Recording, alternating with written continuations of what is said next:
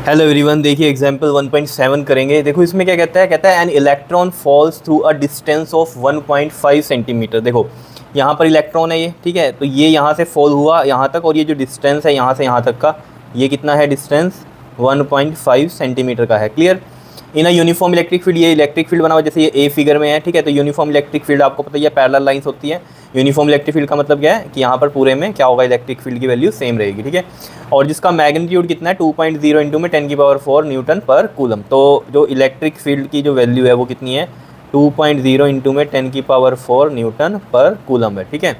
जो कि a figure में भी आपको बताया हुआ है, इलेक्ट्रॉन है फॉलन कर रहा है, ठीक है, डिस्टेंस कितना 1.5 सेंटीमीटर से, और इलेक्ट्रिक फील्ड में कर रहा है। अब यहाँ इलेक्ट्रिक फील्ड कैसा है, यहाँ पर देखो पॉजिटिव से नेगेटिव की डायरेक्शन होती है इलेक्ट्रिक फील्ड की, तो ये इसी तरीके से एरो बने हुए हैं इलेक्ट्रिक फील्ड लाइंस वाले, ठीक है।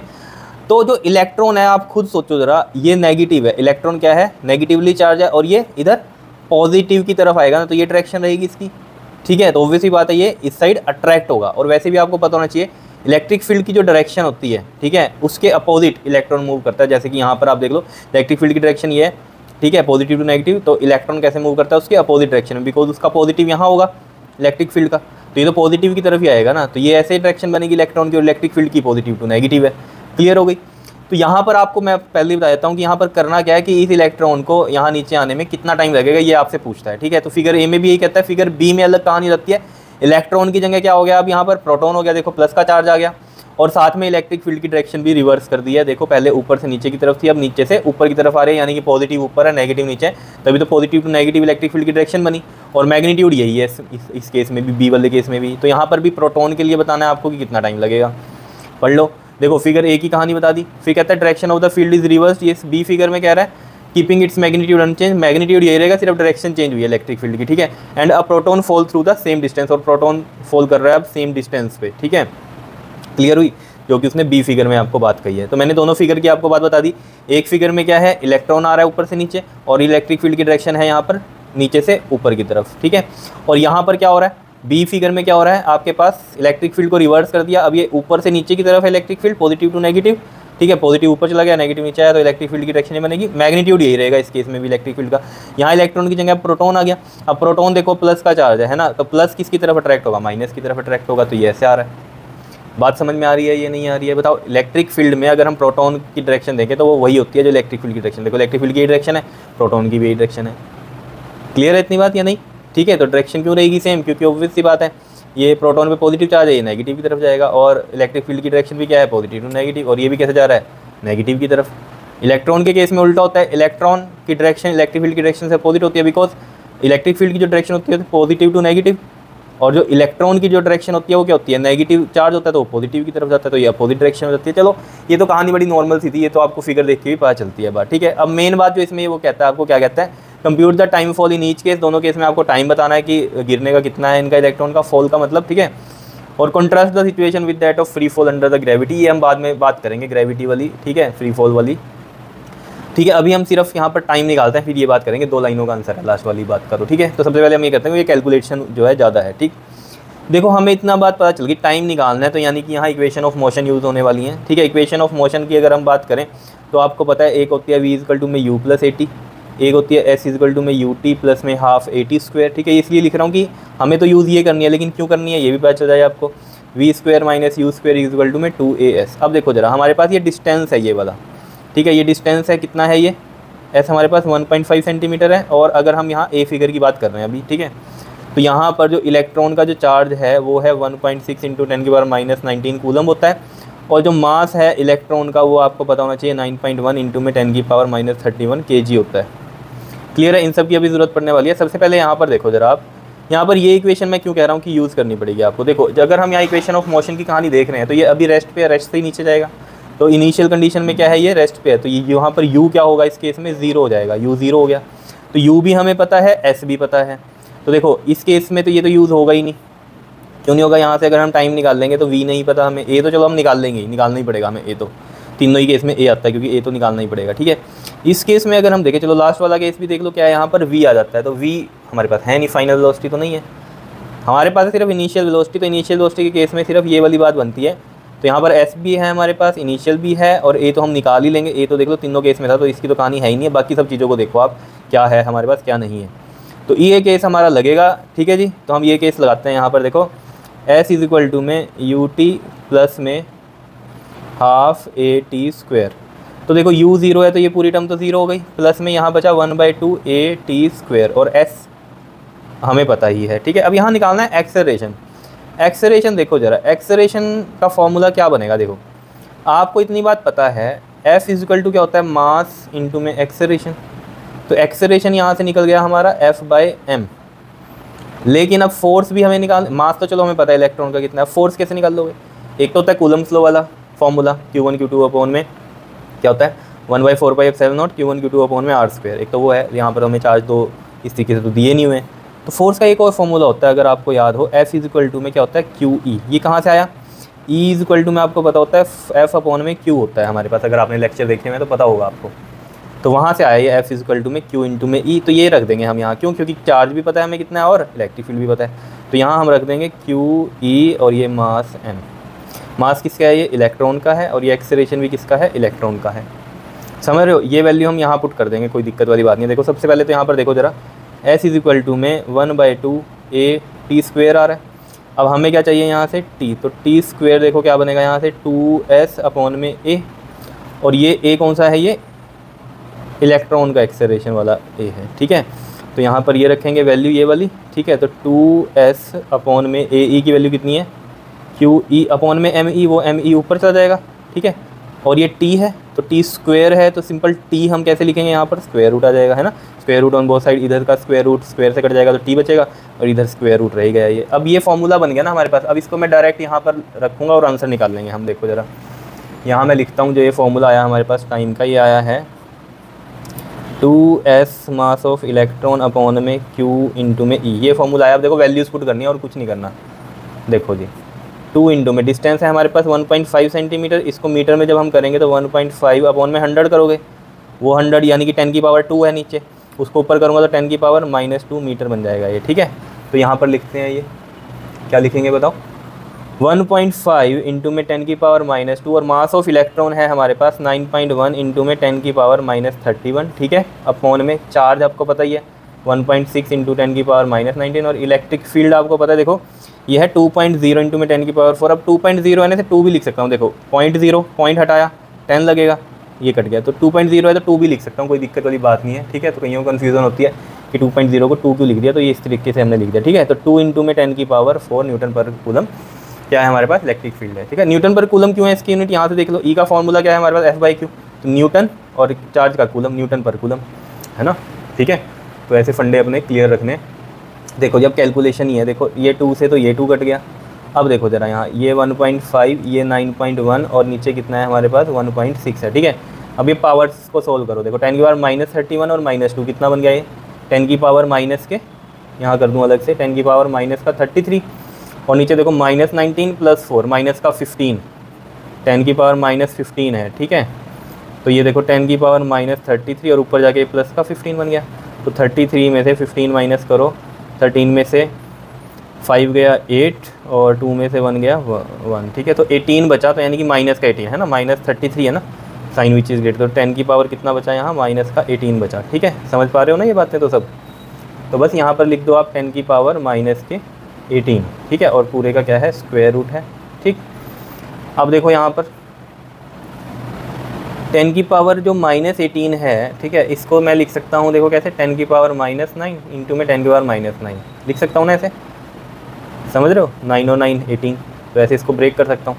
ये इसलिए ब्रेक किया, स्क्वायर रूट में देखो ये पेयर बन रहा है, तो ये सिंगल वैल्यू बाहर आ जाएगी 10 की पावर -9, है ना। पावर्स में तो ऐसे ही चलता है ना, समझ रहे हो इतनी बात, पावर्स में इसी तरीके से चलता है, क्लियर। ऐसे पावर्स में ऐसे नहीं चलता कि 18, जैसे मान लो यहाँ 16 होता 10 की पावर -16, तो मैं स्क्वायर रूट हटाता और उसको -4 लिख देता, है ना, 4 4 16, ऐसे नहीं होता, क्लियर है, ऐसा नहीं होता। वहाँ 16 था तो उसका स्क्वायर रूट क्या होगा, -16 का, बताओ, -8 होगा, क्लियर है। तो इतनी बातें याद रहनी चाहिए। ये ऐसे होता है, देखो वैसे तो 10 की पावर -18 है ना, स्क्वायर रूट है ये, तो 10 की पावर -18 और स्क्वायर रूट को मैं ऐसे लिख सकता हूँ 1/2, तो 2 9 18, तो ये 10 की पावर -9 इस तरीके से बन जाता है। तो आप ऐसे भी समझ सकते हो ये चीज़, ठीक है। नहीं तो ऐसे पेयरिंग कर दी मैंने ताकि ईजी रहे, पेयर आपको पता है पेयर बन रहा है तो एक सिंगल वैल्यू बाहर आ जाती है।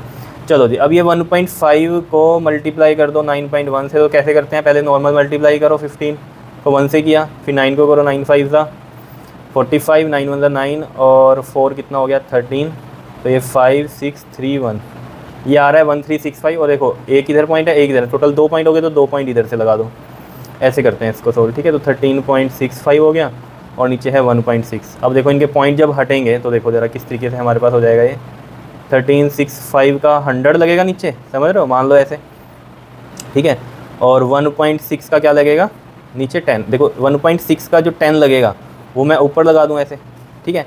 और इसका पॉइंट हट के जो 100 लगा था वो नीचे आएगा, तो इसके साथ मल्टीप्लाई करके ऐसे आ जाएगा। तो ये कर दो इस तरीके से और इनटू में ये रूट यहीं तक है बस, ठीक है। 10⁻⁹ एक सिंगल वैल्यू ले ली हमने यहाँ से।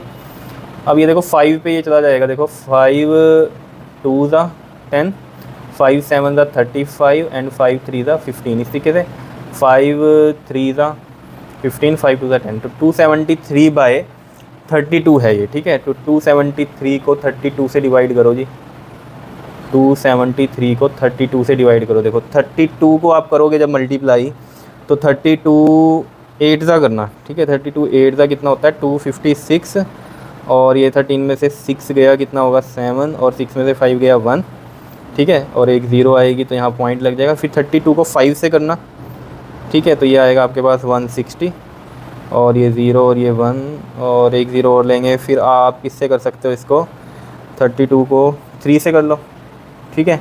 3 से कर लो, देखो 3 2 ज़ा 6 3 3 ज़ा 9, इस तरीके से। तो इतना बहुत है, 8.53 आ रहा है। देखो 8.53 का तो आ गया रूट और ये 10⁻⁹ है सिंगल, ठीक है। समझ रहे थे ना, यहाँ से ये पेयर में से आ गया था एक बाहर, ठीक है।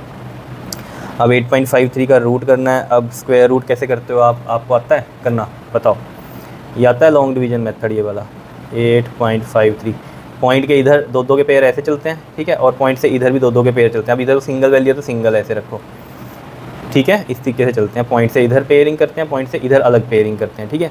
अब देखो आपको पता ही है 2 2 ज़ा 4 3 3 ज़ा 9 ऐसे चलता है ना इसमें। तो ये चलेगा आपके पास 2 2 ज़ा 4, ठीक है। अब यहाँ से आ गया 4 और ये 5 3 पॉइंट वाली वैल्यू आई है तो यहाँ पॉइंट आ गया और इसमें ये ऐड करके यहाँ ये 4 आ गया, ठीक है। तो अब आप करोगे जब इसको तो 8.53 है ना ये हमारे पास, ठीक है। तो आप इसको 9 से करना, 49 9 ज़ा, ठीक है। तो ये आएगा आपका 441, ठीक है। इस तरीके से आएगा। तो ये जो भी आएगा नीचे ये 2 आ जाएगा और ये 1 आ जाएगा, बस इतना बहुत है। 2.9 इंटू में 10⁻⁹, ठीक है जी। क्या आएगा ये हमारे पास टाइम सेकंड में आ गया। क्या इतनी बात क्लियर है या नहीं है बताओ। 2.9 इंटू में 10⁻⁹ क्लियर है, बताओ। कोई दिक्कत है तो बता दो। ये आंसर आ गया हमारे पास इसका, ठीक है, ठीक है जी। टाइम ये आ गया, कोई दिक्कत नहीं है, क्लियर। सिमिलरली हम क्या कर सकते हैं यहाँ पर, बताओ ज़रा। सिमिलरली हम क्या कर सकते हैं इसमें, बी पार्ट इसका सोल्व कर सकते हैं। देखो बी पार्ट में भी वही है कहानी, s = में ut प्लस में हाफ AT² लगे। यहाँ एक्सेलरेशन ऑफ प्रोटॉन आ जाएगा बस, ठीक है। s हमें पता ही है यहाँ पर, ठीक है, कितना है। इसमें भी इनिशियल वेलोसिटी यहाँ पर क्या रहेगी 0 रहेगी, तो ये पूरी टर्म 0 हो गई, plus 1/2 acceleration of proton and this is t²। तो यहाँ भी हम एक्सेलरेशन निकाल लेंगे। तो पहले हम देखते हैं यहाँ पर, देखो ये 2s हो जाएगा, ठीक है, अपॉन में एक्सेलरेशन ऑफ प्रोटॉन और ये t² इधर है। नाउ एक्सेलरेशन ऑफ प्रोटॉन भी सिमिलरली जैसे यहाँ हमने निकाला था ये F/m करके और QE/m किया था, है ना। F = ma होता है, a क्या आ गया हमारे पास F/m और F की वैल्यू क्या थी हमारे पास QE, तो QE रख दी। बस यहाँ जो ये m है ये मास ऑफ इलेक्ट्रॉन था, यहाँ क्या आ जाएगा मास ऑफ प्रोटॉन। तो एक्सेलरेशन ऑफ प्रोटॉन में डायरेक्ट लिख रहा हूँ QE अपॉन में मास ऑफ प्रोटॉन, क्लियर है। तो यहाँ से देखो अब आपके पास t कितना आ जाएगा बताओ। ये स्क्वायर रूट में वैल्यू आ जाएगी सारी की सारी 2s और एक्सेलरेशन ऑफ जो प्रोटॉन है वो ये वैल्यू है QE। देखो यहाँ भी फोर्स वही रहनी है, ठीक है, चाहे इलेक्ट्रॉन है चाहे प्रोटॉन है, क्योंकि इलेक्ट्रिक फील्ड की वैल्यू सेम ही है और चार्ज चाहे इलेक्ट्रॉन है चाहे प्रोटॉन है सेम ही रहता है। तो इस वजह से फोर्स की वैल्यू क्या है QE। तो यहाँ भी सेम ही थी कहानी, यहाँ भी सेम ही थी, ठीक है। तो इस वजह से लेकिन एक्सेलरेशन चेंज हो जाएगा। इलेक्ट्रॉन के एक्सेलरेशन में यहाँ मास ऑफ इलेक्ट्रॉन आता है और यहाँ क्या आता है मास ऑफ प्रोटॉन, इस वजह से वैल्यू चेंज हो जाएगी, ठीक है। तो QE आ गया, मास ऑफ प्रोटॉन आना था नीचे वो ऊपर चला जाएगा, तो ये मास ऑफ प्रोटॉन इस तरीके से आ गया, ठीक है। इसको भी सोल्व कर लेते हैं। देखो यहाँ इस तरीके से सोल्व करते हैं, देखो इसको भी 2 इंटू में एस कितना है 1.5 इंटू में 10 की पावर -2। मास ऑफ प्रोटॉन आपको पता है ये 1.67 इंटू में 10 की पावर -27 होता है। चार्ज आपको पता है 1.6 इंटू में 10 की पावर -19। इलेक्ट्रॉन कह रहा हूँ, इलेक्ट्रिक फील्ड कितना है 2 इंटू में 10 की पावर 4 न्यूटन पर कूलम है। तो बस इसको भी सोल्व भी करना है, ठीक है। तो देखो कैसे सोल्व करते हैं। देखो ये 2 से ये 2 कट गया, यहाँ देखो ज़रा अब 1.5 इंटू में 1.67 है और नीचे है हमारे पास 1.6। तो देखो ज़रा ये 10 की पावर -27 और -2, 10 की पावर कितना हो गया हमारे पास, ये बताओ। यहाँ कर दूँ अगर मैं रफ काम, 10 की पावर -2 और -27 कितना हो गया हमारे पास, -29 और ये -19 + 4 10 की पावर -15। ऊपर जाके 10 की पावर -29 प्लस का 15 बनेगा ये, और ये 10 की पावर -14 बन जाएगा, ठीक है। तो 10 की पावर -14 का रूट है, तो इसको मैं ऐसे लिख सकता हूँ ना 1/2, तो ये 2 7 था। या फिर 10 की पावर -7 के 2 पेयर बनाओ, 10 की पावर -7 इंटू 10 की पावर -7, यही होता है 10 की पावर -14। नहीं तो ऐसे कर लिया करो, ठीक है। तो ये कितना आ गया हमारे पास 10 की पावर -7 इंटू में, अब ये इधर वाली वैल्यू जो है पूरी स्क्वायर रूट में चल रही है। अब यहाँ मैं आपको ऐसे करके बता देता हूँ कि 1.5 और 1.67 को जब आप मल्टीप्लाई करोगे ना तो आएगा 2.505 और अपॉन में ये 1.6 है, ठीक है, 1.6 ही है सिर्फ, ठीक है। अब 2.505 हो गया, इसको देखो कैसे सोल्व करेंगे हम। 2505 इसका हम लगा देते हैं नीचे कितना 1000 है ना,